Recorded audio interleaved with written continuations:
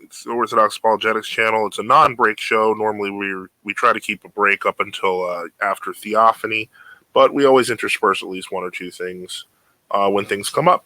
And so, one of the more interesting personages that I have the privilege of speaking with today is somebody who's you've kind of been there in some of our some recent discussions because I've been on your show, Reason and Theology. This is Michael Lofton, host of Reason and Theology. He's on, and well, introduce yourself. Yeah, absolutely. Thank you for the introduction, Deacon Joseph. I appreciate coming on your show. It's an honor. Okay. Well, thank you. In any case, well, so we've gotten to know each other a little bit because of obviously debates and stuff like that. Yeah. And so that's gotten it's allowed us to talk about different aspects of ecclesiology. Right. And so one of the things that it became a topic of interest to me because of the fact that one of the things we focus on here on our show is, basically that there's one true church, and our job is to defend it. And people can disagree with us over who is the church, but the concept that there is one church is something that is focused on. Sure. So my point was, I was looking at your blog, and I hope I'm going to sound repetitive because I brought this up a minute ago. On your blog, it's michaelloftonSite.wordpress.com if anyone's interested. There was an article called "A Call to Use Equal Weights," and it talks about difficulties, for example, in presentation from one group to the other. Can I just quote from it? Or? Yeah, sure. Go ahead. Yeah. And so. Another example, for example, concerns iconography and the Immaculate Conception. Some Orthodox claim there's little data in the patristic era that would justify dogmatizing the Immaculate Conception as Pope Pius IX did. Yet there is just as little, if not less, data to warrant the dogma of venerating icons as the Second Council of Nicaea dogmatized. The very arguments used by some Orthodox to undermine the Immaculate Conception come back to undermine their own position on icons. This means that those who make such a claim are using short-sighted criticisms of their argumentation. It could be that the Immaculate Conception is not patristic and should not have been dogmatized, but the Orthodox fail to demonstrate this when they use such argumentation. And then you go on, Roman Catholic apologists are not off the hooks when it comes to unequal measures. How often has one heard a Roman Catholic tell an Eastern Orthodox, your church does not maintain the apostolic tradition concerning divorce and remarriage? In an age when the Roman Catholic bishops, including the Bishop of Rome, are pushing for Holy Communion for those who are divorced and remarried and have not obtained a declaration of nullity, this is hardly a cogent argument for the Roman Catholic. It may be that the Eastern Orthodox have abandoned the apostolic tradition on divorce and remarriage. However, this is hardly a convincing argument, considering annulments are too readily granted and divorce and remarriage are often seen as something insignificant. Now, it goes on, and I'd rather that you explain the thrust of your blog before we go into that. But it sent off a bunch of red flags that I wanted to address after you do that. Yeah, absolutely, and I definitely welcome whichever issues you wanted to address there. Essentially, what I'm doing with the article is calling individuals to consistency in their apologetic method, regardless of the position they come from. If they are Roman Catholic, if they are Eastern Orthodox, or even if they're Protestant, if they are going to critique another person's position, they need to use an argument that is not going to come back to bite them later on, because because that's clear that if you're going to use unequal measures, unequal weights, that's just special pleading, and that cannot be a sign of the truth. So that's essentially the thrust there, more than the examples that I gave. That's the main issue that I was wanting to communicate in the article. Okay, so that now this leads me. It leads me to a bit of a question, which is where I guess you could say my red flags kind of come from, etc. Which is, would you be saying, therefore, like, let's take the iconoclastic argument, for example. Are you saying, therefore, that there is not sufficient evidence in iconography during the period coming up to the Seventh Council for the use of icons in the churches? Well, I believe in iconography, so I would say there's sufficient evidence, but I would say that the arguments that most people use to prove, I would say to prove iconography is the same arguments that individuals would use to prove the Immaculate Conception. So if they're going to discredit the Immaculate Conception because they would say, well, there's only a few passages and proof texts that you can appeal to, I think you're going to encounter the same thing when it comes to iconography. Now, you may disagree and say that there's plenty of evidence for iconography in the early church, and I'd love to discuss that. Perhaps there is. And so, whether or not that example of iconography is actually a good one, the thrust still is that we need to be consistent in our criticisms. Well, yeah, and this brings us basically to the question of first principles. And I mean, from the Orthodox position, at least, and this is, I'm going to state it as well as I can, Yeah. we believe in the transmission of a living tradition from the time of the apostles. Right. Therefore, say, for example, like before the Council of Nicaea, it would be crazy to say, from our position, it would be crazy to say that Arius brought up a novel but equally valid argument. I don't Right. necessarily agree Right. that he did so. Right. So the point is, okay, give me 1 second, please. Sure, no problem. Yeah. No. Essentially where I'm coming from is that I think that there are some evidences for the use of icons in the early church, but I think that they're very, very few in number. And so my thing is, some people criticize various doctrines among, other communions because they have very few proof texts that they can appeal to in the fathers, yet they might maintain iconography and the veneration of icons. So it just seems inconsistent to me. But maybe if you can show me, perhaps in the early church, where there's a strong case that can be made for iconography, I'd be interested, because in fact I've seen quite a few church fathers argue against iconography. I've even seen quite a few Eastern Orthodox priests and other individuals who would admit, yeah, there's a whole lot of anti iconography, a whole lot of iconoclasm, even in the early church. So I don't Well, know. What is your position on that? Do you think Oh, that there's I think that most of those arguments, despite the education of some of the people giving them, Mhm, I don't. I'm going to digress because I don't know how well you follow what we do here, mhm. but we tend to be critical towards criticism. Yeah. And what I mean by that is our assumptions have to go, usually we try to go back as much as we can to the original fathers, the original manuscripts, if we can get Mhm, them, so on and so forth, because we have found that, especially over the past 100 years of modern biblical and patristic criticism, that people will just use texts, secondary texts that sure. can sometimes be hundreds of years old. Right. Overbeck, Dr. Overbeck, the founder of the Western Rite, even the modern Western Rite and Orthodoxy, even back in 1860, in the 1860s, was noting how basically he referred to them as patristic storehouses, and what he was Mhm, talking about was books like Jurgens, etc., like mhm. these collections of tiny patristic notes that Yeah. Chapman is another name that comes to mind. And the point is, they were already collations that were trying to be skewed towards a doctrinal viewpoint. But in Mhm, too many cases over the past 100 years, those became accepted as fact. mhm. And so, in that sense, my view is that of course, stemming from the belief that there is a real transmission from the Mhm, apostles to the church fathers. mhm. I do not believe in the idea that, say, for example, to go back to the Arian example, that St. Athanasius and Arius were arguing on equal grounds. Sure. I would say that, quite frankly, Arius had introduced a novelty into the church, Of course. and that is why he was removed. I would say the same with iconography, because the iconoclasts, there's a reason they were called iconoclasts. They were not simply, again, they were not a tradition of people who didn't use icons. They were literally breaking the icons in the churches. So the Mhm. icons were there. The point is, we tend against innovation, but at the same time, we're also critical of a lot of modern scholarship. So that's part of the Yeah. reason why, where I come from, it's like that doesn't mean too much to me. Well, I, look, I sympathize with the notion of going to primary sources. Ad fontes is the cry that I would definitely affirm. So, absolutely, we should go. I do think that secondary sources are helpful and important, but I do not think that they should take precedent over primary sources.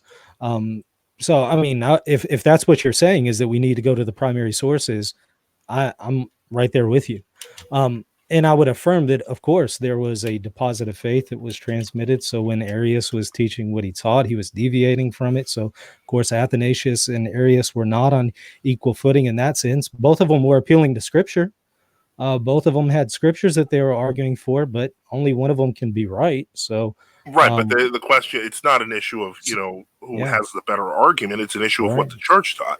Yeah, Um, and so how do we identify what is the deposit of faith? That's really where I would be leaning to. yeah, Um, and this is part of the. I mean, I hate to say this, but this is one of the biggest differences.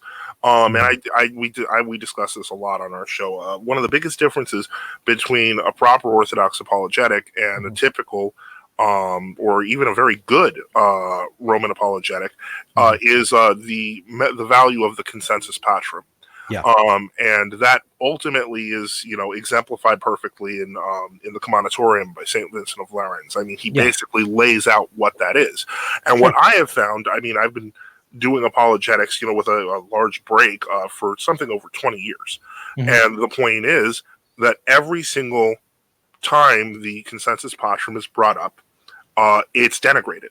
mhm. And the reason why it's denigrated on the other side is frankly because if you use the consensus of the fathers, then and you start from there, usually innovators will demonstrate it eventually, and that's generally why it's like I mean I brought up I was on the Fatima show, and I Mhm. think you remember when I started talking to William, and it was the atheist who actually who corrected him on the church fathers, because you can't just throw in fathers you want if they're not recognized universally. Mhm. I certainly wouldn't make a case, say for example, talking about the Immaculate Conception. Um, and this is where it got, with the Immaculate Conception, that went totally weird because here you had William trying to bring up Gregory Palamas and St. Mark of Ephesus, and I'm pointing to Bonaventure and Aquinas, which, frankly, if we just stuck to the fathers that we agreed upon, it would work. But this is part of the reason why, it comes to that first principles thing. If we're holding to a common consensus of the fathers, then that's what we have to limit ourselves to, I if think that makes that sense. even Roman Catholics would agree with the consensus of the fathers. Vatican I and Vatican II both explicitly affirmed that. So I'm not sure who would deny that other than a Protestant. Um, I've found, believe it or not, I've found more sympathy for the consensus patrum as practice among Protestants than I have, mhm, and that's just a yeah. weird feature of experience, because they will use the consensus patrum, for example, to Mhm, demonstrate the sufficiency of Scripture. mhm, And what I mean by that is that they'll try to say, well, Scripture did exist. mhm. Whereas one bad argument that I've heard a few Orthodox and a lot of Roman Catholics use is that there was no canon until it was formally written. There was a sense of a Until canon when? until usually I hear the Council of Arles or Nicaea 325, so on 313. Even Somebody though, says that the canon was established at Nicaea 325. yeah, Who usually said that? I've Other heard than that Dan before. Brown. No, I've heard quite a few people say that when they're arguing with Protestants, and you usually get a response like, "We wrote your Bible." That's Um, weird, just because Jerome is the only person that I know of that actually said that Nicaea even established a canon, although we don't have any evidence of that. We see canons later on, and Rome, well, for the Hippo, and canon, we're talking about the Carthage. canon of the New Testament, not The the Old New Testament, I Testament. mean, you have the Muratorian canon from 180 Well, the AD.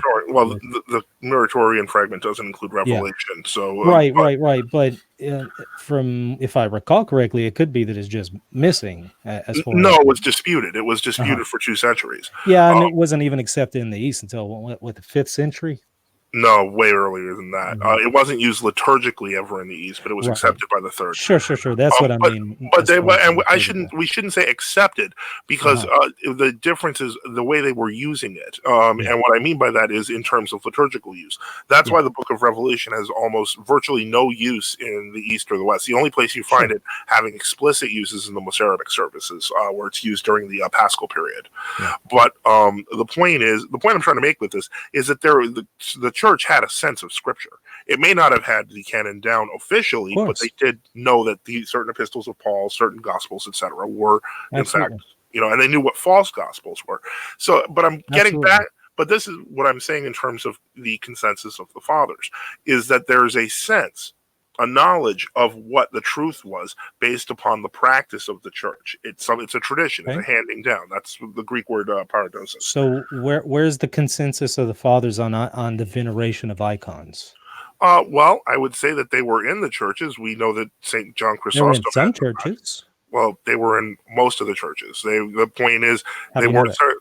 well, because we keep finding ancient churches and excavations, and they all have icons in them. I know of about two. Okay, well, that's fine. Uh-huh. I mean, not to be One that rude, was but Jewish, I there's, think. well, Dura Europos was a synagogue. That's an even Exactly. greater example of the Yeah. fact that iconography was being used even by the Jews of the time. Now, evidence of artwork doesn't mean veneration of icons. That's the problem.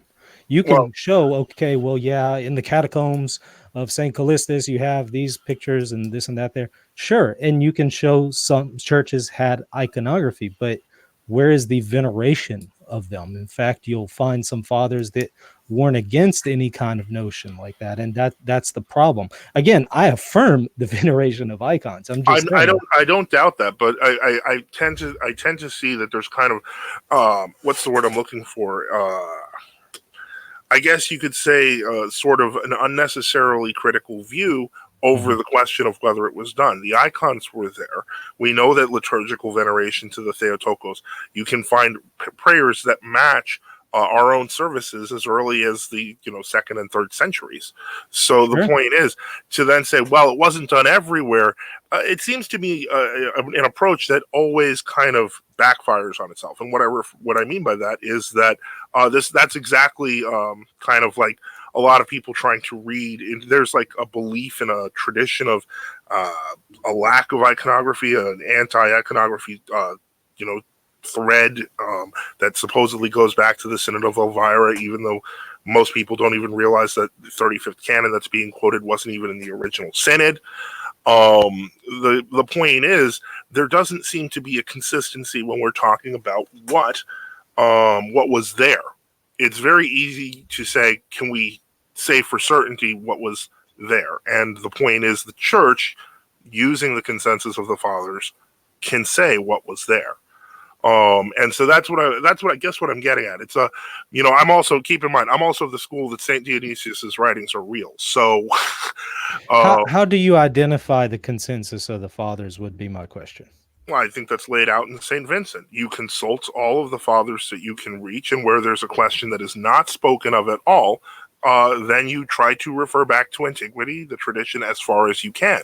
And if they're silent on a matter, then we say nothing. But they were rarely silent on a matter, is the point. It's just a matter of looking far enough. But when I do go and consult those fathers, they seem to be against the use of images. So I have a problem with that. Well, can you show me Now, an example of that? I affirm Vincent's method overall. I'm just saying it's not going to work in every scenario. And so Well, that's the concern. my point, but that's my point. From my experience, it does work in every scenario, because if you can find fathers who were in favor of the veneration of icons and were not against the veneration of icons, it is sufficient proof if the church continued to hold that. But what about when I find fathers who are explicitly against any kind of artwork, any kind of images, let alone veneration of them? I can start quoting. I have the Dictionary of Early Christian Beliefs. It's filled with it. You want to go to the icons? I assume you're going to refer to St. Epiphanius, but he was referring to specific icons in the church. This is one of those arguments that, like, for example, like clerical celibacy, like a lot of the canons that were supposedly in favor of clerical celibacy are out of context, because they usually meant clerical continence before the celebration of the Mass, which nobody disagrees with. We still have that teaching, but that would be used as a defense for clerical celibacy later. So I beg for context when we discuss the fathers. Yeah, right. I mean, I totally affirm the use of context as well. But I'm sure you're very aware that there are fathers who would be opposed to images, and they saw that as something that was prohibited by the Ten Commandments. Now, I'm not saying that I agree with them. I'm just saying when you are they talking about icons, or are they talking about idols? Because they're talking about images. I'd like to see that. Yeah. Yeah, absolutely. So, I mean, I can get you some quotes if you would like, and we can go over that. But when I show those to you, what do we do then? We go into the If context of the text. That's what we okay, always do. and Um, if the context goes against what you're saying, what would we do then? we correct ourselves. But we can't go against icon, so that wouldn't be Well, possible. I don't I believe that the text says what you're saying. sure, I think we would have to correct our method, though. I would say that yes, Vincent is very helpful there as a general rule of thumb, but that's not going to work in every single case. In other words, you're saying we should therefore not use the consensus patrum. No, I'm not saying that. What I'm saying is that you have to have a church that has the voice of Christ in the present that can decide and rule on matters of faith and morals. Right. And that would be the papacy, right? I don't know. It, It's the only system that was constructed that way. so you would say that ecumenical councils in the Orthodox Church would not be a means to identify faith and morals definitively? Absolutely not. They're not meant to. They're not meant to decide upon questions of the faith. They're meant to canonize and expel heretics. Okay, but they did not make any definitive decisions from your perspective.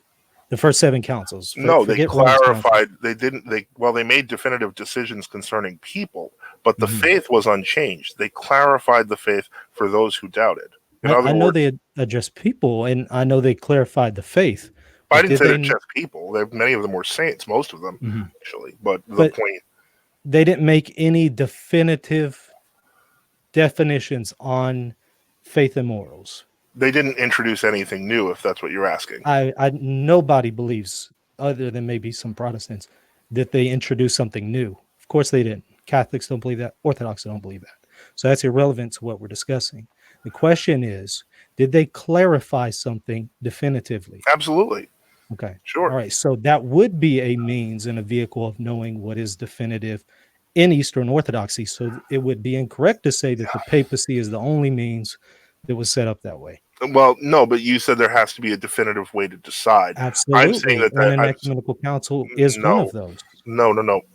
Here's why we're having a different, just kind of a difference of opinion here. Yeah. What I believe, and what I think Orthodox believe generally, is that ecumenical councils are called to resolve an issue. And when I say that, I mean that they already know the truth. In other words, you can anathematize a heretic without a council, but the council confirms that anathema. I agree with that. So my point is that the councils are not introducing; they're not an arbiter of the truth. They are I agree simply they're not proclaiming. introducing anything. Right. Well, they're not an arbiter of the truth either. They are simply proclaiming it. And this is But some. by proclaiming it, they're choosing something and going against another, and they're clarifying that matter for us definitively. Right, but what they're saying is the church has never accepted the other opinion. In Mhm. other words, it's not that Arianism or iconoclasm wasn't an open question to the church. I would agree the church has never affirmed error, but some of the members of the church have affirmed error. Well, once they affirm error, they're heretics if they're obstinate. Depends on exactly what they're affirming and how. But the point is, I would say the church itself is pure and it No, has church. never affirmed error. But individual members, I mean, you can't seriously suggest that Augustine didn't have some errors, didn't he? I think that Saint Augustine, who wrote a great deal, and a lot of his work has been maligned, even in modern day Orthodoxy. When 100 years ago, no Orthodox would have doubted his sanctity. No, I Um, get that. The but blessed Augustine. I mean, I know he's affirmed in Orthodoxy and is but venerated as a saint, but and more he's even important, affirmed by an ecumenical council. But the but question is, didn't more he have important. some things that he said that weren't actually And accurate? he also said that if have made any mistakes, I leave it up to the judgment of the Absolutely, church. absolutely. Which is why I believe he's in communion with Christ. The point is, though, that some members, however mistaken as they were, have affirmed error. Perhaps they were not culpable for it. Perhaps they were still in communion with Christ while they did it because their Yeah, disposition but then was they to were just accept wrong. orthodoxy. Yeah, absolutely. And so that's what I'm saying. The church has never affirmed error, but some individuals have. And when those individuals um, espouse some of those beliefs, the ecumenical councils came later on and clarified, actually, this is Well, incorrect. no, well, I'm not a fan of I guess you could say, putting the ecumenical council in the role of referee, when that really isn't what happened. I mean, by the time of the Eighth Ecumenical Council, there had already been councils like the Lateran in 769, which had fully condemned and anathematized iconoclasm and condemned the Council of Ieria, for example. Of course, But there's use for local councils, regional councils. There's use for even private interpretation. The point no, no, is, no, wait. Please don't mix those two things together. One of those is the church trying to stop heresy, and the other one is what creates it. So let's not mix private interpretation with the judgment of the church. They're two separate so things. sometimes there is a purpose and utility for private interpretation. That is, long as one does not go against what the church has taught, and as long as one is willing to accept, in a place of obedience, what the church teaches on the matter. Otherwise, you can never open your Bible unless you have the church give you a definitive interpretation of it. Well, I think that's. I mean, it's kind of a strange thing to say. I mean, for the most of human history, for most of Christian history, people didn't have a Bible to open. So I I mean, understand that, but they did have access to some scriptures, and they also yeah, did that's have from this. access to homilies, which they would have had to have interpreted themselves. Well, homilies are the homilies of, say, the church fathers are an interpretation to assist in interpretation. I mean, eventually, Yeah, yeah, but they also include the reading of scripture, and of course. sometimes they might not address every aspect of it, and so you would go home wondering, hey, what did this other aspect of that verse mean? And you're perfectly willing to use private interpretation in that matter, as long as it doesn't go against what the church definitively teaches. Why wouldn't you just ask the church in such a You can situation? also do that. Absolutely. You're supposed to read the fathers. You're supposed to go and speak to people who are in authority. Absolutely. But what I'm saying is there is a role for private interpretation. I would just say we need to understand it in context. Right, but I don't want I don't want an abstract notion of private interpretation to be liberalized to the point where it means something that it Neither shouldn't. would I. Neither would I. Yeah. Yeah, But but the point is, I'm not saying you have to have an ecumenical council to come and decide every little matter. That's absurd. But the point is, sometimes things do bubble up to a point that there does need to be a definitive decision on the matter, and that would be an ecumenical council. well, this, again, I find that it's that ecumenical councils, as I pointed out earlier, are to define are not just to define the faith, but to stamp out the heresy. They weren't automatic. I mean, one need only look at the Council of Chalcedon to see that. The point is that the church did decide at Chalcedon, and it expelled the heretics. But did that end the problem of monophysitism? No, Obviously things got not. way worse after Nicaea one. So Well, I was referring to Chalcedon, but they got a I lot. know, They I'm got a lot agreeing worse with after you. Chalcedon too. No, I understand that, and I'm agreeing with you by pointing to the fact that after Nicaea one, there were worse problems. So I'm agreeing with what you're saying. Oh well, I don't deny that there were worse problems, but the truth was obvious at that point. Absolutely, To we're in those, agreement here. right, and so my point is that the self-evidence of the consensus of the fathers, even in times of great dispute, um, exists. There was Sure. no doubt that say a person couldn't say, "Well, let me see if there's a pretty good argument for Arianism," because there wasn't. That didn't mean that the Arians didn't continue trying. So this is No. that's kind of where, as I Yeah. said, the consensus patrum is, and if we include the councils of the church within the highest regard of the consensus patrum, but you're still using the consensus patrum. Sure, and I affirm the utility of the consensus patrum. And what I'm saying is, um, it is clear in many cases. I'm just saying it's not clear in all cases, and that is exactly why we had ecumenical councils. Otherwise, we wouldn't have had them. They came and made clear to us in some matters. Here is what the fathers have taught. Right, but the point is, okay. I feel like we're kind of speaking past each other, and Mhm. one reason is because I'm saying that since the councils are within the patristic tradition, that one needs only refer to the full patristic tradition. Mhm. You're saying that that's not possible, which is why they had councils. That doesn't make sense. No, I'm not saying that. I'm saying understanding the patristic tradition is one thing. So identifying it properly is a completely different matter. We're all in agreement. The consensus of the fathers is the means and vehicle by which Christ transmits his deposit of faith. But how do we identify it is the question. I mean, is it really my interpretation of the fathers that it ultimately depends on? Of course not. Well, no, but the Of course not. fathers are the ones speaking. That doesn't make any sense. I mean, But you can misunderstand somebody who you're reading on paper or however you're accessing them. You can misunderstand them, and so yes, but you that do goes need some external agent to clarify. Here's what the consensus of the fathers is. Here's what they mean. okay. Well, Yeah, that's the church's job. But absolutely, the point absolutely. is that still doesn't answer how that would be incomplete. Because if we're going to get to like a sort of reductionist view of the fathers, to where if I'll just use an example, Saint John Chrysostom condemning pop music. Mhm. Um, I can't turn that in my interpretation into St. John Chrysostom favoring pop music or dancing Sure. at weddings. The point is, that's clear.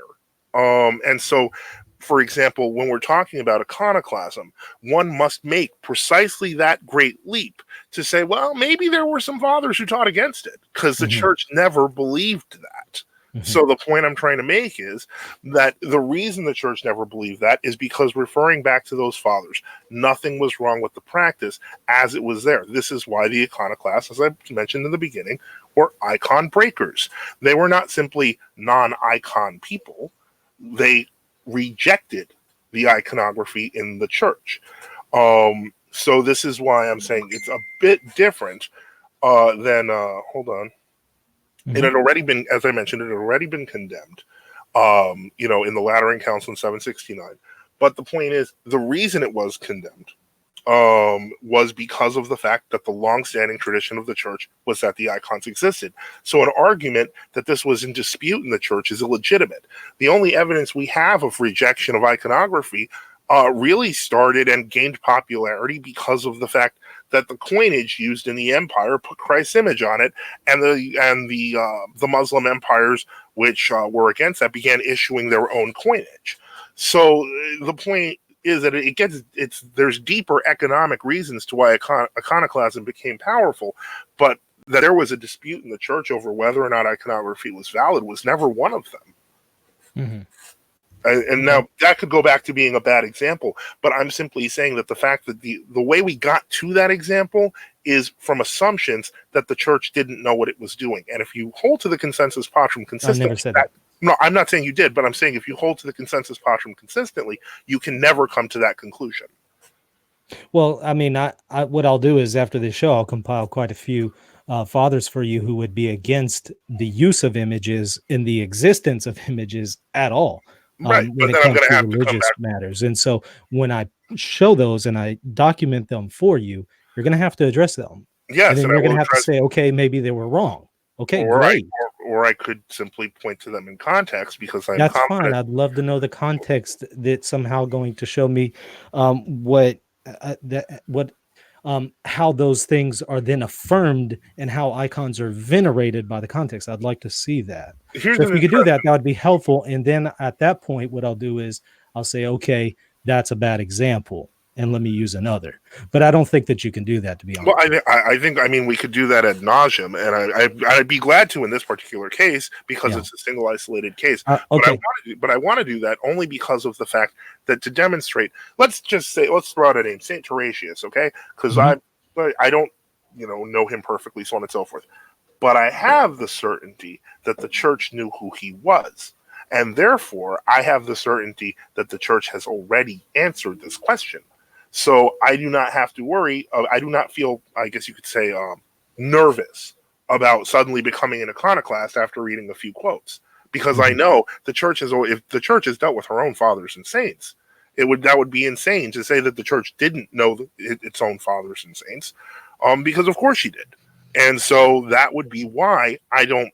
If I seem overconfident or cocky, it's not that I'm cocky in myself. I don't know Jack. It's because I know the councils and fathers have a historical teaching that goes to the present day that doesn't change. Let me give you an example. Nicaea knew the fathers, right? Nicaea 1. Sure. I think we all recognize Nicaea knew that. But you can find subordinationist tendencies among some of the ante-Nicene fathers. Now, But I don't think that they were going to hell. I don't think that they're not true church fathers. I think I think that some of those things had not been hashed out very well, and Nicaea comes back and corrects those issues. you see now, So, I would say that even the way you're phrasing it, it puts it in question, because you're saying there are subordinationist tendencies in the ante-Nicene fathers. and you would say that's incorrect. That is correct, sir. Okay, well, that's good that now I know your position. So you're affirming that the fathers did not deny some. In fact, I'm getting the impression you would say all of the fathers did not deny the veneration of icons. All of the fathers were Trinitarian in the way that Nicaea and Constantinople one defined, and did not have any kind of subordinationist tendencies or modalistic tendencies. Is that correct? Yeah, Okay, well, now that I know your position. And so when I send you fathers who seem to say otherwise, I'd love for you to explain the context for me. sure. And we usually, most of the time, all we have to do to get to the context is just read more of what they said. Sure. I've read I a mean, lot of the fathers, so I mean, I'm right there with you and reading them in their context. I've definitely done that, but I'm sure I could miss things. So if you can maybe explain it to me when I send that to you, that'd be helpful. well, I would try. I mean, again, I would try to explain it from the fathers. I would not try to explain it myself, and that's part of the reason why. I mean, in a sense, I'm confident because I have no confidence in myself. Well, what Yeah, I'm saying is, okay, when you have Justin Martyr affirming something that appears to be a subordinationist tendency, hmm or Hippolytus of Rome doing the same thing. I mean, both of okay. these are canonized. Well, they're glorified. Yeah, Yeah, so I mean, you would need to explain to me how they're not doing that. Explain to me how the context somehow rules that out. well, let's take subordinationism, and I assume you're referring to Saint Justin Martyr in this case. You would have to demonstrate the passage. I would have to look at the passage. I'd have to see if that matches what he said in context, what Sure. he's saying in other places. Yeah. Because sometimes a reading of the fathers that's isolated from their own corpus of work Right. can lead to disastrous conclusions. That's where that Absolutely. whole, because Absolutely. I would think that, I hate to say it, but if if Saint Augustine were alive today, he'd probably be horrified at so many of the things that are attributed to him. Because I'm right there with you by saying we need to go to the context. But what I'm saying is, when I send them to you, can you maybe show me how the context somehow means that they're not teaching sure, subordinationism? yeah, And then I'll retract that view and say, okay, well, none of the fathers, if you can explain these, none of the fathers apparently taught that, to my knowledge. great. Yeah, no, Yeah. I can do that, and I think, and that's part of the method that we use here. It's what we discuss on this show. Is that you always have to go back to the fathers, always go back to what they said, always look at the context, because a lot of the times it doesn't mean what people think it means. And don't get Of me wrong, course. I would not be surprised if 200 years of scholars were saying exactly what you were saying, Mhm. but I guarantee you that's probably not what they were saying.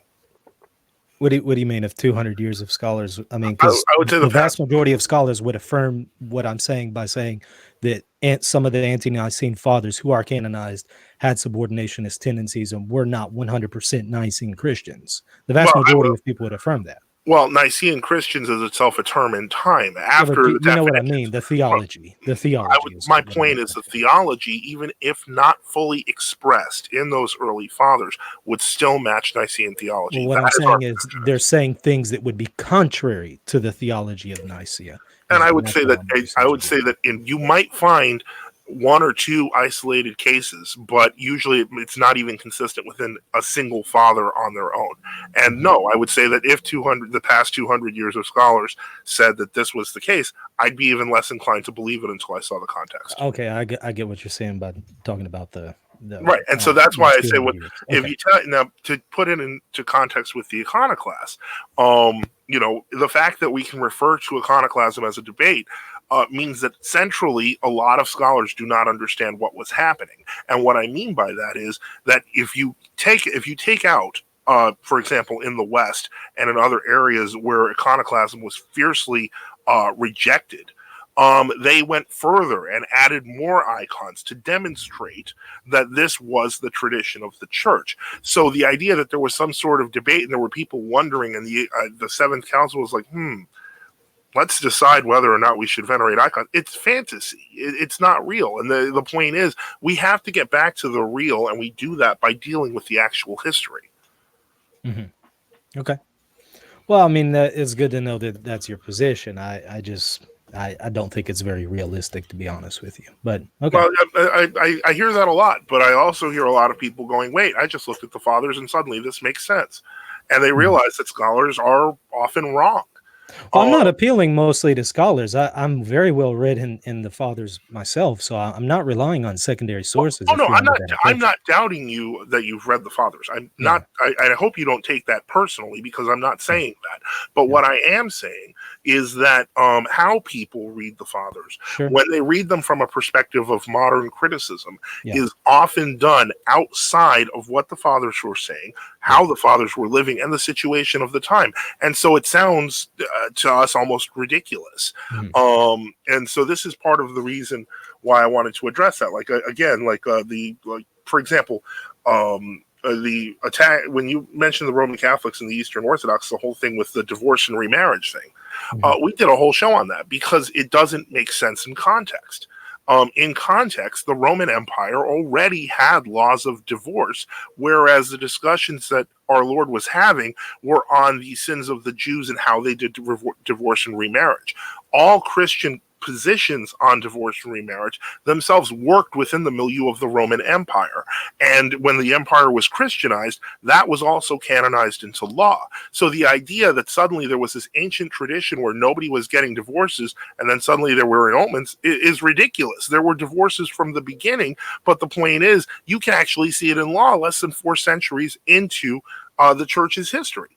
So mhm. even the whole debate over divorce and remarriage is nonsensical because of the fact that it's not really created until the 11th or 12th century. Yeah, no, I wouldn't agree with that. From what I've seen, and I've looked at a lot of the fathers on it, definitely could be wrong about it. But from what I've seen, it appears that those who would affirm divorce and remarriage, which are very few in my estimation, some would affirm Well, what do you mean by divorce, but affirming they would, divorce and well, remarriage? let me finish. Some would affirm divorce, whether they're affirming divorce and remarriage is a whole nother issue. And then the few that I have found actually that affirmed divorce and remarriage, it appears that they're referring in context to males only and not to women. But again, I could be wrong. Well, It's just that from what I've seen, that doesn't appear to be the case. well, first off, I mean, again, we have to look at it from the perspective of the church. The church never affirms divorce; it's a sin. Mhm. But the point is how it's dealt with and how it is penanced. That's very clear. We Mhm. have penitentials that go to the 5th, 6th centuries, which talk about what the penances are for someone who's divorced and what needs to be done before they can remarry. These are things that existed. And Um, can you name them for me? Not offhand. I can send them to you though if you'd Yes, like a please couple do. of them. I'd Yeah, love I to will. take a look at those. And Yeah. it's not that I'm again, the church isn't blessing divorce, but the point I'm trying to make is that the idea that the church viewed divorce as some sort of non thing is untenable. Well, Um, and let's be clear, divorce is one thing, divorce and remarriage is another. well, divorce is one thing, and remarriage is another. Yeah. We could put it that way, Yeah. Sure, um, sure. Of course. because again, this is where I say that a lot of the historical discussions that we have are in fact ahistorical Mhm. because they do not take the history and the context into account. And Mhm. so, if we're taking it outside of history, it becomes what's the word I'm looking for? Anachronistic. And Well, so, how are we identifying the consensus of the fathers? This is something I'm doing as an individual in your estimation?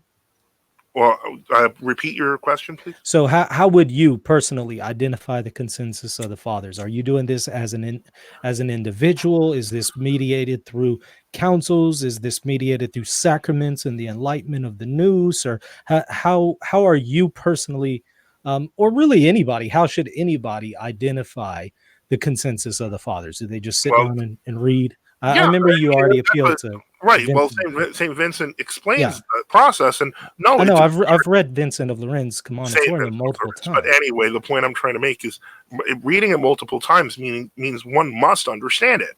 Uh-huh. I assume you understand it. That's sufficient. You don't need I'm not enlightenment of going on my understanding. I'm asking you, how do you identify, lay it out for me? okay. He labels the process. and that I is know he does, but I'm asking you to explain it to me because maybe I've misunderstood St. Vincent. okay. Well, do you want? I can go get Saint Vincent. I mean, if that would help. Hold No, on. I was just looking for a shorthand answer. Well, That's the fine. shorthand answer is this: if there is a question that is disputed in the present day, Mhm. look to the ancients to see how they resolve the problem. Look Right. to them. Open up the writings and start to read them in Yeah, context. You would, as an individual, be able to do that. Okay. yeah. So, Okay. so everyone would. I mean, that's what they're for. Okay. No, I'm just making sure that I understand what you're saying in your position. Yeah, Okay. and so again, I mean, it was funny when during the debate I had with William Albrecht, somebody said, I guess I wasn't watching the chat stream because I generally try to avoid doing that, Yeah. especially in a debate. But somebody referred to me as sola patristica, and I was told that I was like guilty as charged because Mhm. that's enough. I'm not saying that a person can interpret the scripture on their own, but they certainly can with the teachings of the church and with the enlightenment of being in the church. So here's my question. What happens when you and I both sit down, we read the fathers, we read them in context, we come to two completely different understandings of them? Who mediates and arbitrates between us? Well, the way St. Vincent labels it, again, I'm referring back to the Commonatorum, is if one cannot find sufficient unanimity in the fathers, that one can, what's it called? It can be a question that can be left open. One good example of this is the question of the Nephilim, which is why it comes up on our show every so often, because there are people who will say that those were the sons of angels, and then there are fathers, Right. the majority of fathers, who say it's the sons of Seth. But the point is that I would there's take the issue, by the way, that it's angels, and I'm anybody who wants to maybe debate that. I was thinking of this earlier today about doing a debate on the Nephilim. So anybody who's right. interested But in the that, point I'm trying to make is, PM from me. our perspective, it Yeah, is a majority opinion that it's the sons of Seth, and it yeah, is a sure. minority opinion that it is angels. And because that Yeah. question remains unresolved, we're not going to resolve it. No, So I look, I mean, something like that, that's audio for who cares about the Nephilim ultimately? The question is if me and you have a difference when it comes to faith and morals, something that's really going to impact my marriage or my faith in my I don't relationship with right. Christ. I don't think What do we that do? my point is I don't think it would be. There is something like that that exists, that the consensus The postulates. use of contraception, do I use that in my marriage or not? No, Okay. Now, I understand that's your position, but what I'm that's the saying is, position of all the if councils and fathers for the past 2,000 years until the 1930 Lambeth Conference. I understand, and believe me, I know the history behind it. What my point is, if we both sat down and I made a case for contraception, which It I'm wouldn't be gonna, from the fathers. but if I made a case from the fathers and you would take issue with that and say, no, that's not the context of the I father, would and say, love to yes, see it is. What do we that. do then? That would be a great debate. I would love to see you use the fathers to defend contraception. Okay. But not that I want to, but I'm just I saying, don't believe you what can. would we do? What would we do if I am saying, okay, divorce and remarriage is not allowed by the fathers, and you're saying it is? That significantly impacts my I'm life. Who I'm not mediates and arbitrates between us? I'm not saying that divorce and remarriage. I already said divorce is a sin. Sins are Uh, things that are not allowed. But but what if I'm they saying is, happen, if we can't do it at all, is my position. You can't remarry at all. Period. You will well, be I don't. cut off from communion with That's Christ. my point is that is historically inconsistent. Okay. And if I say that it isn't, and I show and I demonstrate, and I'm giving what I think is cogent arguments, and you're giving what you think is cogent arguments contrary to that, who I mediates between us? How do I know if I'm wrong or if you're wrong? I don't believe, and again, maybe this is an article of faith for me, but I do not believe that there is anything of the sort that can be historically demonstrated to be wrong. And that's just my blind faith. But in 20 years of experience, I have not seen that happen. Even if there isn't, my point is, if I think there is, how am I supposed to know that I'm wrong when you're showing me evidence otherwise and I'm thinking that there's evidence otherwise? How am I supposed to know, okay, I'm wrong, he's right? You look at the evidence the same way. As long as you're using the same method espoused by St. Vincent, you'll come to the same So answer. what Because the you're church is always essentially consistent. saying, if I'm maybe, I want to make sure I'm understanding you correctly. You're Mhm. saying if I look at the information, I look at the context, I truly consider what you're saying, I will not come to the wrong conclusion. That's correct. Okay, I was And just wanting to I make say sure that that was what you were this is doing. that Okay. may sound now that may have I'll be honest, that may have sounded crazy 100 years ago because Mhm, people did not have that. It may have sounded crazy 30 years ago when I was mhm, growing up because people did not have that level of access to the truth. Now, mhm, however, you can look at manuscripts that used to be behind, fortresses in Europe by going on your browser. mhm, That's why we're able to do things. We're able to put to light. For example, there's a great Orthodox writer. He's only in Latin right now. He was not originally Orthodox. He was originally, I believe, Prussian. Adam von Zernikoff, and he had the opportunity to go into these universities and so on and so forth, and he'd see the ancient manuscripts, and he began to notice manuscript corruptions, a lot of them, mhm, and they're usually like with Filioque, there would always be, and this is why I mentioned this before, he'd start finding them. So he began a book labeling where in each of the fathers you could find in this manuscript corruption. You look in this when the original text doesn't say it, so on and so forth. mhm, We're living in an age where we can do what Zernikoff did from our seat. So mhm. the point is, there is no excuse for us to simply consult secondary sources when we have access to the primary ones. Maybe for us, but how could a person in the, say, ninth century have used this method? A person in the ninth century would have trusted the church and the fathers. And But how do they identify the church and the fathers if they don't have these means that you're speaking about that we currently have? well, they had the church. They always had the church. That's Well, not we my do point. too, but you're telling me that we're using the method of I go and read the fathers, and I'm going to, if I read them in context, I'm going to be able to identify them. What about the people in the ninth century who don't have access to a whole lot of the fathers? Some of them maybe only had I prefer the florilegium or man. something. What about them? I prefer the 11th century, because you actually have a historical example of that occurring, which is so why it's kind of what started this very program. And it's kind of what got Vladika Enoch interested in doing it, and that's when he started doing it with me, where we started with the question of who invented the Roman Catholic Church. If you Right. actually look in those documents, there was every reason for people who were convinced by the Hildebrandian arguments to believe them because they were adducing that they were from patristic texts. But what Hmm. they didn't know and would be discovered centuries later is that a lot of those texts had been completely altered. And so the point is it possible for large groups of people to be deceived Hmm. through not having access to manuscript corruption? Absolutely, and I would say that that's the root of every practical modern heresy, and in that I include the Hmm. papacy.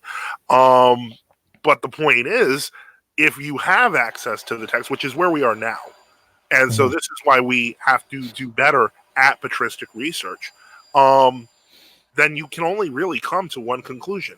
And I believe this. I've seen it happen with Roman Catholics. I've seen it happen with Monophysites. I've seen it happen with Hmm. every group that you could think of.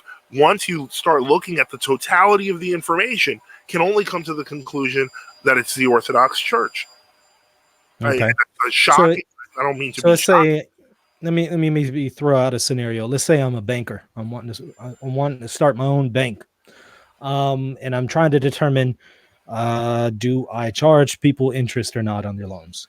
You're saying I can go to the fathers, read the fathers, and it will be clear cut whether or not I need to charge interest. Correct. Well, I mean, if you want to go to the fathers on the question of whether usury is right, I would suggest a different career, Uh-huh. So because you so I cannot open up that branch, that bank I branch, wouldn't. and charge interest. Correct. I would say this. I would say that, of course, one could have a discussion of usury in Uh-huh. terms of its context. One can even find examples of usury in the Byzantine Empire. But Yeah. what you don't find is the father saying that's okay. That Right. just means that widespread sin became popular in some Right. way, and so we should do that. You can't use the fathers to justify wearing Nikes. Hmm. It doesn't make sense because of the fact that one has nothing to do with the other. But in the case of Right. usury, if you really want to follow what the fathers say, you probably shouldn't be lending at interest to begin with Hmm. because they don't teach otherwise. Hmm. Hmm. Okay, I got you. Well, that's an interesting theory. Look, I'm all about reading the church fathers. I'm all about the utility of the individual seeking things out. I'm all about going to primary sources and context, and the vast majority of what you've said, I agree with. It's just that I don't think that that's going to be the definitive way to identify the deposit of faith in all cases is the highlight that I want to add there. In all cases. In Well, some can you cases, give me an maybe. example of something that wouldn't? Well, I've mentioned them. I would think iconography is one of them. I would say divorce and remarriage is another one. Okay. I would say the papacy is definitely another one. I can show quite a few church fathers that would hold to things about the papacy that I don't think that you would affirm, like Uh, um, the question. like the like the Roman See being indefectible, being unblemished. Even those who would maintain that Honorius was a heretic would still say that the Roman See was still unblemished. I mean, go figure. But Well, and I'm not saying I they're would say that right. All I'm saying is that well, you'll one can. find I mean, fathers who will I would say agree, these but things. I can agree with the term that the papacy at the time was relatively unblemished. Obviously, Rome Mhm. itself knew that it was not completely unblemished. Otherwise, they wouldn't have Right. put anathematizing Honorius in the papal Well, oath up until the but 11th the century. problem is they weren't saying relatively unblemished. They were still saying it was unblemished. Period. That's the problem. So I mean, Well, then I get where you're coming you have from to go making to the that condemnation of qualification, Honorius. but Yeah, but you have to go to the condemnation of Honorius himself if you're going to try to argue that they were saying that the Roman See was not affected. yeah, but Um, the same Pope who condemned him also said that the Roman See was still unblemished. So that's the problem. yeah, I think but you can go to quite he a also says that Honorius just damaged the honor of the yeah, Roman and See, he which is also affirms that impossible. he's a heretic, and But so you're missing the the point. You're saying he said they're unblemished, but at the same time he's saying that Honorius blemished the See. because he's making this distinction between the person being a heretic and this Roman See still being unblemished. Now, whether he is right in making that distinction, I'm not. I'm not gonna argue with whether he's right in making that qualification, but he is making that distinction, and that's the point. I can go to a lot of fathers who But they seem to say a understood. whole lot of things that would go against what you're saying, and Right, so but you're not even taking into account. You just mentioned one example, and you're not even using his own context. The point I'm trying to make is that if the Roman See, up until the Hildebrandians took over, didn't believe that Honorius was a stain on the church, they wouldn't have actually put his anathema in the papal oath. This is incorrect, something that because is the very same people who said the See was still undefiled affirmed that Honorius was a they heretic. didn't say the See They were was making still a undefiled. distinction that you're not making. They And didn't say that's the See was still undefiled. That's false. You're taking two then different. so You're when I taking send that information to you, I'd like to know the context on those two. Okay. No, but what I'm telling you is the good news is you don't actually need me to do that. You can actually look at the context yourself. I'll be glad to help you. But the whole Mhm. point I'm trying to say is that there's a method that you can actually find this yourself. And it will lead you to the truth. And that Mhm. is using those fathers consistently. In other Mhm. words, if there's one thing I'm used to in doing this for almost 2 decades, it's florigelia, the Yeah. patristic storehouses. Yeah. I'm very, very used to seeing those. And those are very common ways of looking at the fathers. And Protestants use them, Roman Catholics use them, even some Orthodox use them. And maybe Mhm. part of the reason that we exist here is to tell people to stop doing that. Because Yeah. in order to get a full picture of what a father's saying, you cannot rely on paragraphs. Yeah, no, I don't think people should be using florilegia to determine matters of faith and morals either, however helpful they might be in some areas. I don't think they're helpful for that. But the point is, you just said that we are to use the fathers consistently. Now, what I'm submitting to you is easier said than done. Who And I'm saying, determines what is I'm, consistent? Because I'm we saying might disagree on what's consistent. yes, but exactly what I'm saying is that in the 11th century, they had to resort to falsifying those very texts in order to make what was clear unclear. Mhm. So my point is, it's not that the problem was that the texts were unclear. It's that the problem was that the texts were made unclear through forgery. The texts Mhm. were made unclear through deception, and the Well, texts were I'm made talking unclear. about now, Well, I'm saying, material that I but would all read of right now. yeah, but the period in which we live now is a product of that. Sure, So the but point is, the way to get past that is to stop following the old method, and I mhm, call it old even though the true method is older, but the old method in the sense of what is the current tradition of the past 200 years. Start looking at the fathers more comprehensively. And what I mean by that is don't automatically assume a quote means what it does when it is a doctrine that is I'm novel. affirming 100% that we shouldn't be proof texting things and just ripping things out of context. I agree with you. Well, then, if you do believe that, then you have to call into question the origins of the papacy, because of the fact that the very nature of how it developed during the Gregorian reforms, many of which scholars will readily admit created a new kind of Roman Catholic Church, not realizing that what they're unwittingly admitting, is that he created the Roman Catholic Church itself. But a concept that was heavily resisted even at the time. In other words, the concept of clerical celibacy, for example, the concept of indissoluble marriage, and so on and so forth, the concept of papal monarchy. These were not things that existed in the 8th and 9th century. They simply didn't exist in the East or in the West. It wasn't until they were created through the Gregorian reforms, through Hildebrand himself, who, this was a 60 to 70-year program that occurred before and after he was pope, and led to a split, which led most of the church to believe that the proper pope was Clement III until his death. The point is that if you look at just the raw history, you can see the creation of the Roman Catholic Church, and if you do that, then that will look back to what were the fathers saying, and the answer will always consistently be orthodoxy. Okay. Well, I mean, I wouldn't agree. I would say even if Roman Catholicism is wrong, I think you can find the errors of Rome well before Hildebrand. But again, I don't know if I can agree with that, because the only places where you can really find that would be in the case of the Pseudo-Isidorian decretals. But by then, and that was part of the basis for the Schism of 1054, and was used very heavily in the creation of the Dictatus Papae. But even 3 centuries later, they figured out that was a forgery, but it was too late, because the system that they were used to for hundreds of years already existed. And so people were reading into that context. So this is something that is something very important to get through to people today, is that now we have full access to those texts, so we have no reason to operate under the assumptions that people operated under beforehand. Okay. Well, I mean, I think that you could still make a case for Roman Catholicism in the first millennium, even without the Pseudo-Isidorian decretals. Whether it is right or wrong is a whole nother issue. I think you could still follow I'm not in the saying you can't make context. the case. I mean, it's the same. You can make a case for usury too, but it's not going to last. Mhm. The point I'm trying to make with this is that one can make a case for anything, but it has to be a cogent case. Otherwise, But I mean, who determines whether it's cogent? This is my problem.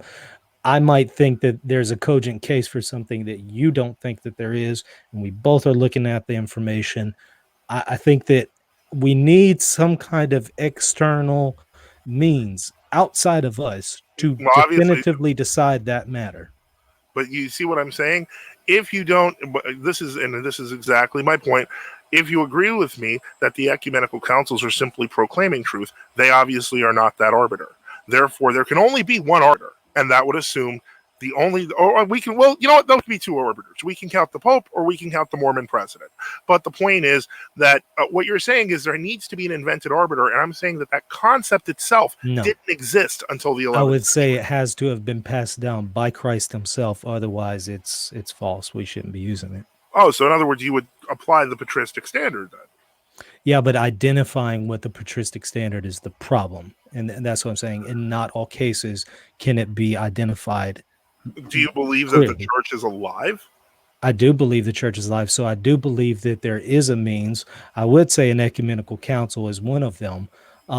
So I would say if you and I are looking at the fathers and we do not have an agreement on the consensus of the consensus pantrum, an ecumenical council could decide definitively when there is maybe perhaps disagreement on the fathers. See, now this is exactly where I disagree with you. As I said, an ecumenical council, its job is to proclaim what has already been taught.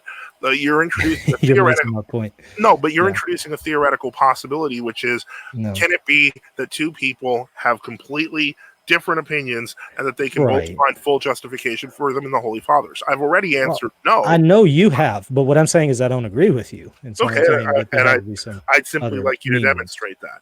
Yeah, I wouldn't agree with you that we can sit down and know the fathers in all cases and determine, okay, here's the consensus of the fathers, here's the deposit of faith, here's what was passed on from Christ and the apostles. Why I would not? say we can do that in many cases, but not in all cases. I know Well, you no, I don't agree agreed with with you that. with the sons of Seth and so on and so forth, the Nephilim and stuff. But the point In I'm all cases related to matters of faith and morals. You know that's what I'm talking about. I'm not and talking about the I Nephilim believe and that audio that's all for. been defined. I mean, there's no Yeah, question. I mean, what can you give me another example? I mean, contraception, that's a universal no-no. Divorce and remarriage, divorce is a sin, remarriage is allowed up to 3 times. That's the but look, I historical. mean, how many Orthodox are going to disagree with you on the matter of contraception? In fact, the vast majority of them would disagree with you, and so Well, I I don't. wouldn't say it's so clear cut. Oh, I don't know if I'd say the vast majority. Keep in mind, the vast majority of Orthodox Christians are in Russia, and anyone who actually goes to church there realizes that contraception and abortion are wrong simply because the Soviet Union used abortion as a form of contraception.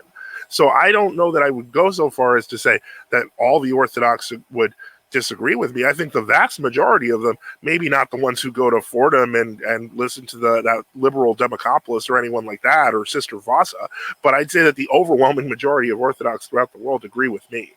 Um, So Russia has never affirmed contraception in any way. Well, no.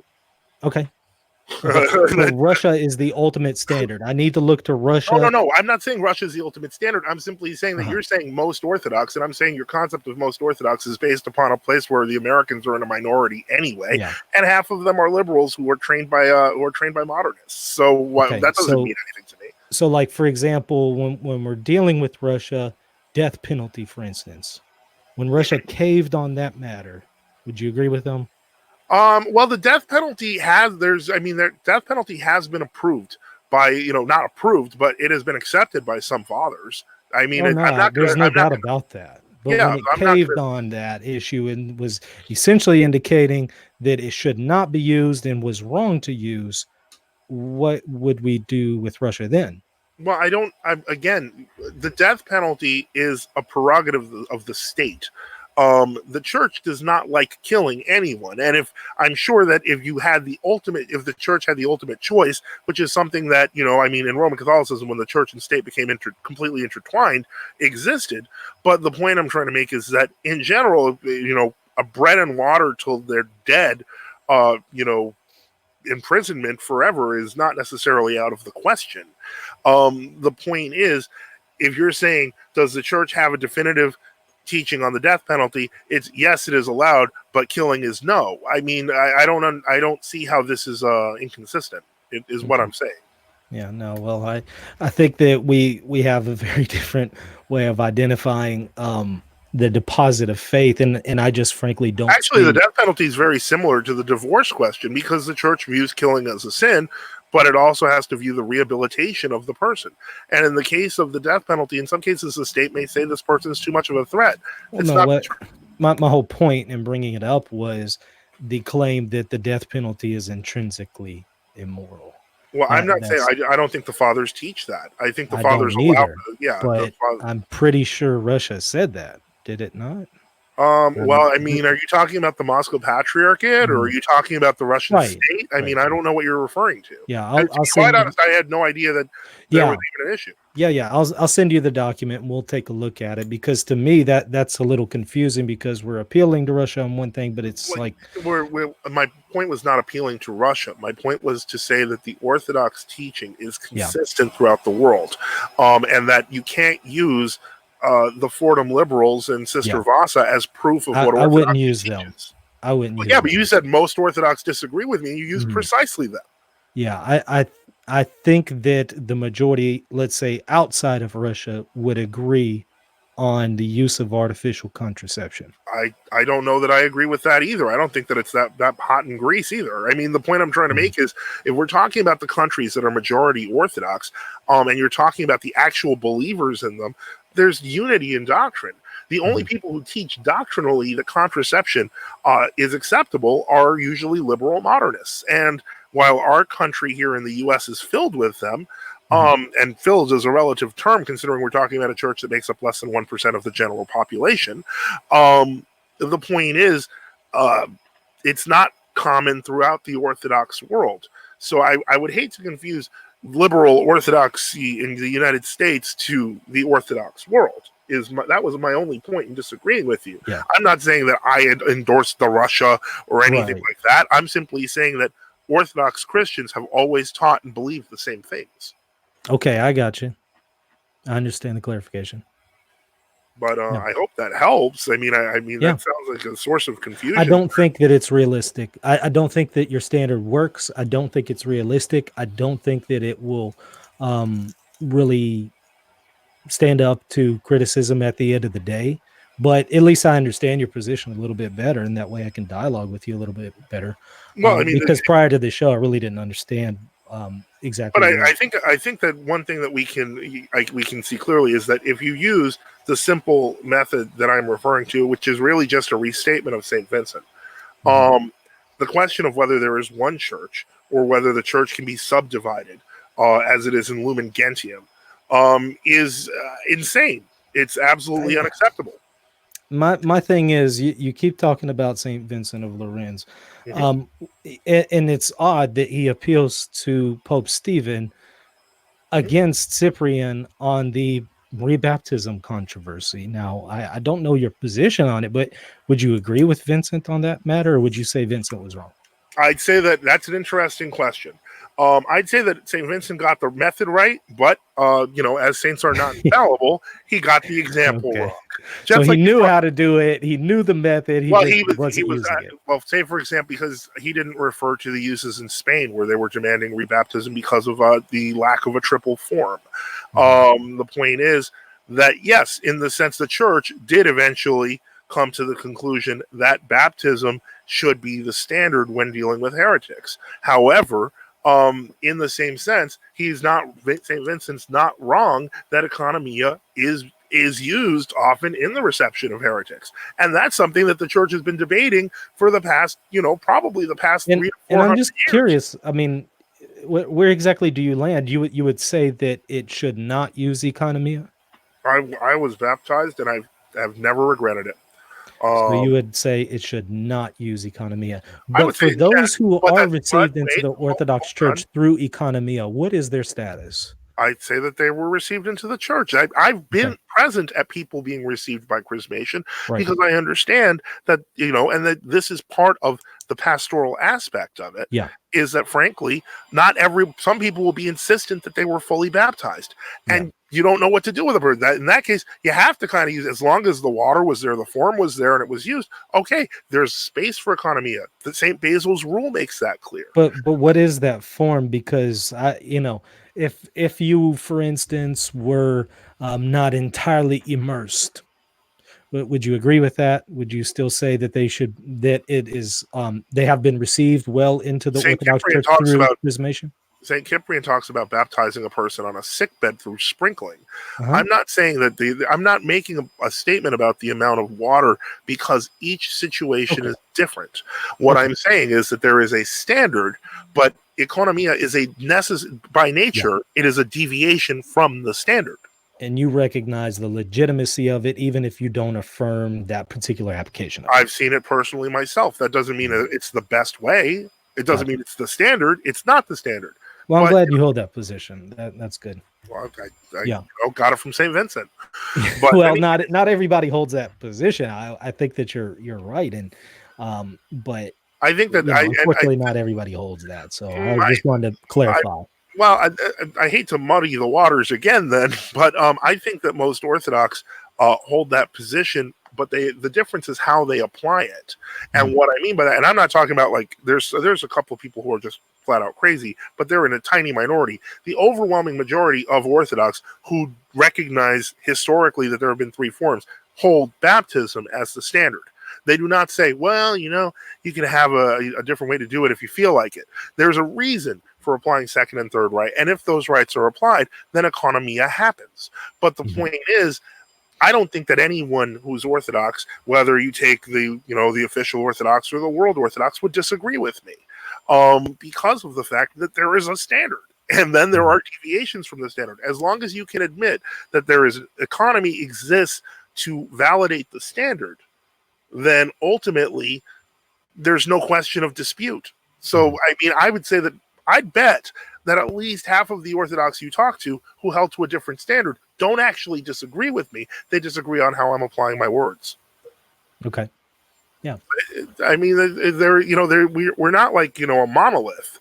But the point is, at the same time, there is a faith that is monolithic, and we have to adhere to it.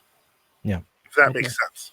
No, it does. Yeah, it helps me to appreciate your position a little bit better. I don't agree with it ultimately as far as your methodology, but what I will do is send you. I'm sorry? I said take it up with St. Vincent. No, but here's the thing. I affirm the methodology in many instances.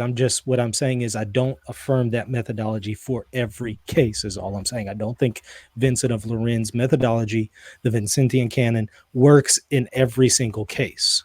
Now, I believe I started this discussion by pointing out that for the past 20 years, I have said the consensus patrum works. The overwhelming majority of the people who have rejected it have usually been on the Roman Catholic side. Mm-hmm. I hope that you can now see why. Mm-hmm. Yeah. I mean, look, I'm definitely open to revision of my methodology. I just honestly, I don't see the cogency to what you're saying. I again affirm the consensus of the fathers. I'm just saying identify it. I don't think we can identify it in every case as individuals. That's my problem. I'm simply saying that we can, and I would say that if that's the method that St. Vincent is describing, and you say that's insufficient, then you disagree with the method that St. Vincent is describing. No, I'm saying that method, however true it might be in most cases, doesn't always work in every case where it's unclear. Well, it matters of faith and morals. That's all that matters. Yeah, I'm talking about a faith and morals too. I don't care about adiaphora.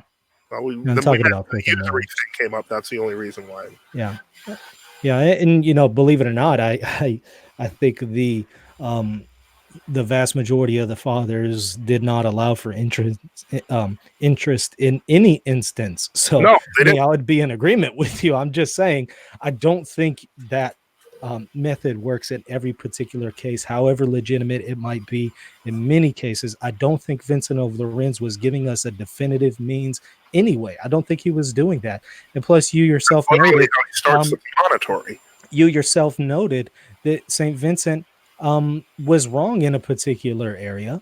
I didn't say it was wrong. I said that he comes to what he feels is a definitive conclusion based on the information he has. I also pointed out that it is a valid conclusion, but it is not complete. But it didn't work for him in that scenario. Well, it did work for him because the way he took it was successful in that sense. He sided on that in that sense with Pope St. Stephen. However, the church said that's not complete and simply applied the standard, and you can see that in council. The point I'm trying to make is that St. Vincent wasn't wrong. He just wasn't fully right. Okay, I understand that. And what I'm saying is clearly he was trying to use his methodology in ascertaining the truth in that matter, and he did not get it fully right, as you put it. Well, he was making an example for people. My point is, even St. Vincent shows you that methodology does not work in every single scenario, and he's a proof of it, as you just affirmed. But I'm not agreeing with you, and the reason I don't agree with you is because of the fact that you're implying that he came to an incorrect conclusion. No, but he came to something that was not entirely true. Well, the question of it wasn't entirely true. Ultimately, if he was right, he was telling the truth. I'm curious as to what you mean by not entirely true. You affirm when he sides with Pope St. Stephen on the rebaptism issue, or you deny, or you say, no, I don't affirm that. When he sides with Stephen on that over Cyprian. He's made a case for economy, which is allowed, but the standard is still baptism. And it's also interesting that he's using the papacy there as a standard against Cyprian. Well, he's not really applying. He was a Western writer. I don't know that he was applying the Patriarch of his area. I don't know that that's. I wouldn't read anything papal into that. Mm-hmm. The point Saint Hilarion Troitsky uses the same method when he's talking about this very issue, and he uses Saint Cyprian and Saint Augustine who disagree on externals concerning baptism. And I say externals because, as I pointed out, St. Cyprian does himself allow for exceptions, which is why I get back into that language thing. But Okay. he basically points that both of them were trying to make a point that heretics are outside the church. They were simply having a disagreement in the methodology that they were using to receive said heretics. But one Mhm. thing that is not doubtful is that the heretics were outside the church. And Okay. so the point is that when it comes right down to it, was St. Vincent of Lerins wrong? I would say no. But at the same time, I would say baptism is still the standard. Okay. So what I'll do is I'll send you the quotes that I was referring to, and I'd like for you to show me the context, show me how the father was not teaching what seems to be prima facie the meaning of that father. So Are you I, saying, you're saying the subordinationism thing? subordinationism, iconoclasm, the prohibition of any kind of images, whether they're being venerated or not. Some of them just prohibited images at all, any kind of religious images. Let me rephrase that. So yeah, if you could maybe show Can I, me, can I make a better suggestion? sure, Well, one of the reasons we created the Orthodox Apologetics War Room and War Zone was precisely for this. yeah, Because crowdsourcing is a lot faster. I'm one guy, and I might take a little while. But if you sure, put those very quotes out, we'll be glad to answer them. Because the truth of the matter is, the church has already dealt with them. It's not, okay, and so it's not new. Is my point. Um, I don't know if that's helpful. And that that is, I'd like to see that. I'll definitely do it. we do. That's why it exists. We do it in action every time. And some people will be like, why are we even discussing this? But most of the time, people just go in and just go right into the fathers, and that's what we do. Yeah. Well, It's hey, look, that's how I'm open to revising my view if it's incorrect. So yeah, I'd like to see that. Yeah. Okay. Well, I'd like to prove it to you. And Good. if I hope that if you do that, that maybe it opens up other presuppositions you may have and throw them out there. That's the Indeed. whole point. That's why one of the beauties of this particular age, as horrible as it is in terms of morality, so on and so forth, is already access to information. We should Yeah. make use of that, and we should grow in our knowledge of the fathers and of the Orthodox faith. Indeed, it's a two-edged sword. A lot Yeah. of good and a lot of bad comes with it, our use of technology these days. I don't blame the technology on the Of immorality that course. started in the 60s. Yeah, it's the people using the technology. But this has always been true. I mean, I hate to say this, but there were people who used to go into public libraries to look into the biology texts and see the Yeah. new parts. I mean, the Right, point right, is, right. there have always been people using technology wrong. We just have a lot Yeah. more of them now. Right. Of course. Indeed. Yeah, I don't think technology in and of itself is bad. So let me definitely put that out there. I think it's the user error. Yeah, exactly. It's a problem with the operator, not as Exactly. Right. But the point is, there are that's all I have here. I don't know if there were Mhm, any questions. I can take a look. mhm. Let's see here. A lot of it is mostly. It seems to be any mostly discussion independently. So if anyone has any questions for myself or for Michael, thank you again for being here. We'll just keep it up for a few minutes, and if we don't get any questions, we'll close up. That's how we kind of do things here. Mhm. But in any case, getting back to that original question, it's I think we can both agree, and I didn't get your opinion on Lumen Gentium, but I think we can both agree that there can really only be one church. I Mhm. feel like you kind of do already agree with that, but at the same time, I'm like, I try to figure that out from you, right? Do you believe there's one physical actual church, right? Has to subsist somewhere. What is that? I mean, What's yeah, existing? I definitely affirm that. I don't believe branch theory. I think that there has to be one church. The question is, what does it look like? How do we understand that one church, Do and you how have do we identify it? Those are the questions for me. Yeah, I already agree that there's only one body, one faith, one baptism. I noticed you used the word subsists, and I remember that Yeah, from when I was Roman Catholic. yeah, And subsisting in something, it sounds good, but what I'm saying is, I believe the church is actually identifiable as invisible. In other words, mhm, I don't have a question of what it looks like. It either exists physically or it doesn't. mhm, Um, And so, for example, I do not include those who are anathematized by the church as part of the church. I know that monophysites exist, meophysites, I'll be polite to them, but they are not part of the church. Did I mishear you? Did you say that you believe the church is invisible? No, I believe the church is completely visible. I believe And it's that quite is knowable what it looks like. 100% compatible with the usage of the term subsist. Subsist means that it exists in and of itself. It doesn't exist in something else. And if it exists in and of itself, I My think that we can identify that. So Yeah, no, it's and visible. my major issue is when we start talking about, and this is again going back to Lumen Gentium, the question of the fullness subsisting in somewhere, because then there can be lesser fullness somewhere else. I don't believe that. I believe you're an Orthodox Christian or you're not. Mhm. So it's there's not. I don't have that sort of. I don't have that sort of gradation, and I don't know how you feel about. How do you feel about Lumen I Gentium? understand. But I would definitely say that the fullness of the church has to exist in and of itself, otherwise it's divided, right? So there has to be one true church that exists fully in and of itself and is not divided, is not broken. The Well, question what do you is mean by those it's who not broken? well, it exists as one unit, as one thing. It's not broken down into things that are severed. Um, Wait, hold on. Otherwise, it doesn't subsist, right? Yeah, no, no, Otherwise, no. it doesn't. It's not one.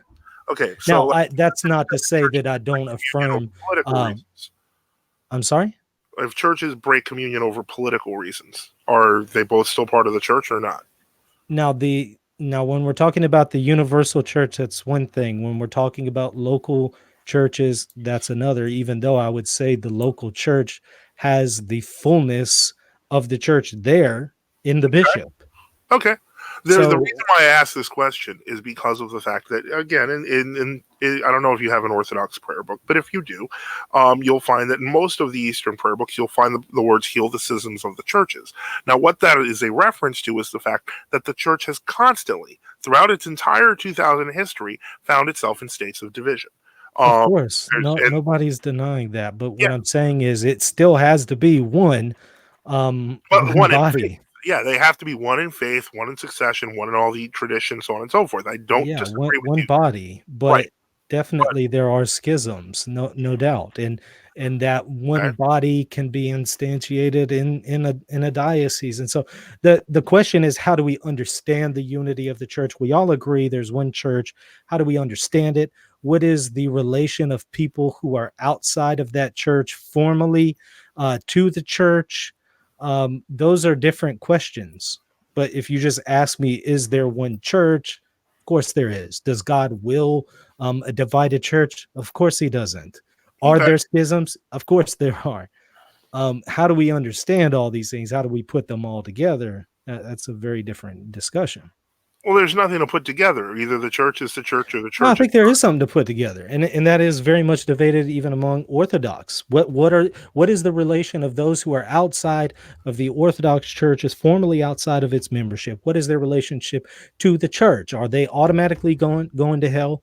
Is there yes. this grace spigot? Is it automatically closed off on them? You would say yes. I would no. There I would. are I Orthodox didn't say the scholars greatest bigot. like I, Philaret of Moscow and even Florovsky who would claim otherwise, and there's many others. And so, well, okay, Florovsky did go through an ecumenist period, but yeah. no, I would not say that.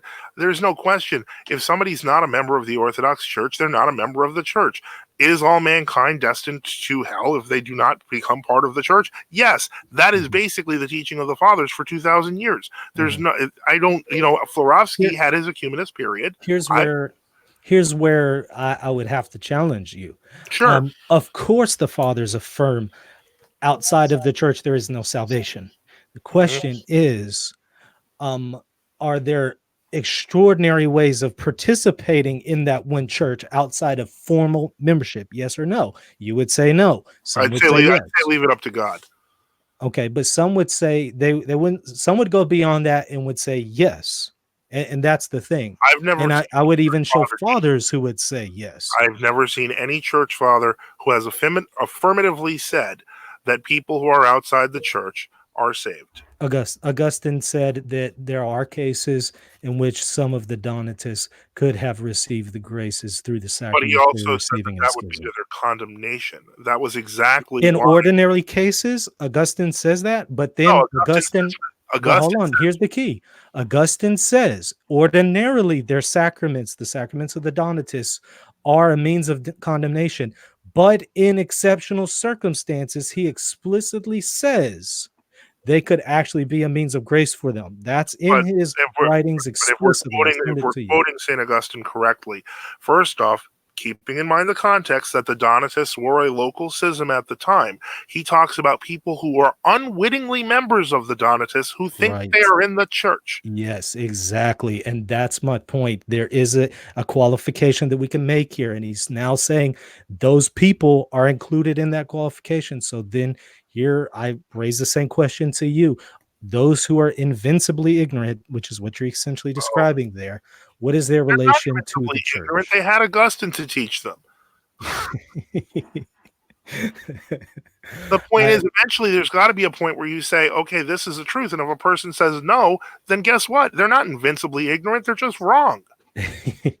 okay, but like I said, you even yourself recognize that they could be receiving grace through those sacraments But in he was talking extraordinary about living circumstances. people. He wasn't talking about long dead heretics from 1600 years ago. If you ask me, Yeah, neither am I. I'm talking about contemporary people today. What is their relationship to the church today? In exceptional circumstances, those are the questions. well, you're talking when you say in exceptional circumstances, then Yeah, you bring up the Donatists. What that to me that relates to the question of Orthodox who are not in my jurisdiction. I, That I has was nothing. I was just appealing to the But issue the with the Donatists Don. weren't heretics. In terms of their beliefs, they didn't deny Mhm. the beliefs of the church. They were simply against the how people were being received and wondered whether they were going. I understand the difference between heresy and schism, but what I'm saying is there is a principle there of ignorance that you just yourself noted. And But it was why not does the that principle; principle it was apply to literally a schism? life. Why does that principle apply to schism and not heresy as well? Because of the fact that schism still retains the marks of the church Mhm. as long even though it does not maintain formal unity. Right. But the point I'm So trying to make is that that's not relevant to now. That was a living schism at the time that St. Augustine was referring to. For us to apply it now and say, well, that means the Presbyterians are in the church is ridiculous. It's absolutely no, unacceptable. what I'm saying is today, in this day and age, a person who is in ignorance. Oh, wait, we got a question. Mhm. Again, I'll ask the host, how can we epistemically come to the conclusion that Ignatius of Antioch was an actual disciple of an apostle? What justification do you have? Well, one, he said so. Two, everyone around him believed him, probably because they saw him as a disciple of the apostle. And three, the church accepted that that was, in fact, the case. Mhm. Do you want me to jump in there too? Yeah, sure, you can give your No, answer. I'd agree with you. I think that if he was wrong in that matter, you would have had some people who came out and said, "Actually, we knew the apostles, and we never seen you around, and that you didn't know them." And so you Where would are have those had people? people. I'm sorry. Where are those people? Yeah, that's what I'm saying. You would have had people who wrote and said, "Hey, you're wrong. You didn't know the apostles." And that's exactly what you see, for instance, with the case of Irenaeus, when the Gnostics try to say, "Well, Jesus really taught us this information in secret."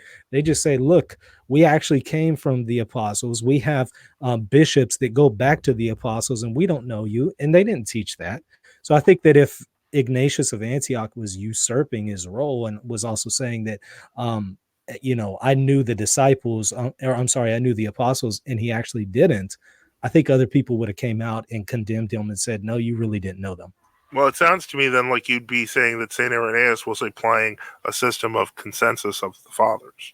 I think what Saint Irenaeus does for us is he lists apostolic succession No, as he. the means. Oh, I'm not even debating that. I know he lists apostolic succession, the creed, and the living and the canon of scripture. What I'm saying is that he is, in fact, in the case of the Gnostics, he applies the consensus of the fathers to demonstrate, the fathers of the time, the apostles, Sure, to and I demonstrate. believe in the consensus of the fathers, but going back to what we were saying, identifying it in all cases is the difficulty that I'm presenting. Okay, now I guess Warwick says no. That's a historical argument from silence, which is a fallacy. No, it's not a historical argument from silence at all. That doesn't make any sense. If the church accepted, and we're talking about the church, we're not talking about random Romans who didn't deny that he was part of the church either, because obviously they killed him. It becomes ridiculous. Yeah, I think it was. But yeah, Emil says, "How do we know George Washington wasn't a?" We don't know George Washington existed. We didn't see him. So eventually you have to say, well, the record clearly demonstrates that Saint Ignatius was an apostolic father. I think they're asking, do we know these things with absolute certainty? Of course we don't. But I think we know with enough certainty that we can actually reliably believe them. Well, I think if we believe in the church, then we can reliably believe it. Mhm. And Sure. the point is that to me seems self-evident when one is in the church. So I think that a lot of these questions are kind of like they're out there, but the point is the church's answer is usually a simple yes or no. But if we go back to the fathers, we just find the origin of the yes or no. It's Mhm. not a complex system at all. Yeah. And Yeah. so Mhm. let's see. Are there any other questions? Otherwise, we can shut down. It's fine. I mean, Michael, I appreciate having you on. Sure. Uh, Hey, I was glad to be on. I enjoyed it. yeah, and thank you for having me on previous shows, things like that. Yes, And sir. again, to all of our listeners, all of our our readers, commenters, everyone who is commenting in the chat, we're still arguing whether George Washington was real. Thank you very much. Have a good night, everyone, and thank you again. Have a good night. Thank you.